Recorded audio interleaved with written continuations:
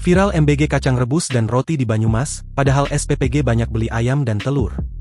Viralnya menu makan bergizi gratis untuk siswa di Desa Sokawera dan Gunung Lurah Kecamatan Cilongok, Banyumas, Jawa Tengah, yang berupa kacang rebus dan sepotong roti menjadi ironi usai Dinas Perdagangan setempat mengatakan jika kebutuhan daging ayam dan telur justru meningkat karena permintaan dari dapur catering MBG.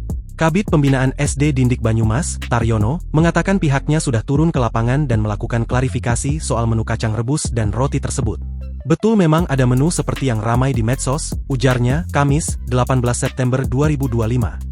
Ia juga menyebutkan ternyata keluhan soal menu MBG di wilayah itu bukan kali pertama. Sudah cukup ramai di komplain sekolah, kepala desa, dan lain-lain, saya tidak tahu persis sejak kapan tapi infonya sudah agak sering, tambahnya. Unggahan foto yang ramai di sosial media itu memperlihatkan menu MBG berisi kacang rebus, sepotong roti, beberapa buah kelengkeng, dan susu kotak. Postingan tersebut menuai beragam komentar warganet, bahkan menandai akun Bupati Banyumas serta dinas terkait. Menurut Taryono, kewenangan penuh ada di Badan Gizi Nasional melalui Satuan Pelayanan Pemenuhan Gizi. Informasi terakhir, program MBG di Cilongok akan libur sehari untuk evaluasi kualitas menu.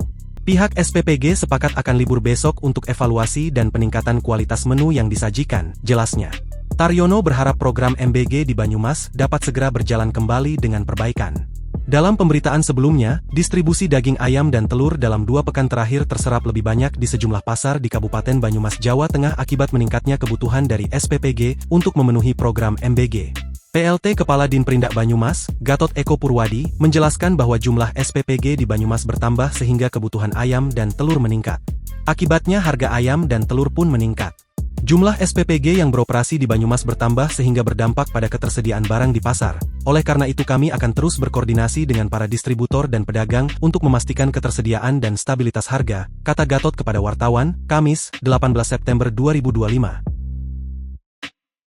Download Tribun X sekarang, menghadirkan lokal menjadi Indonesia.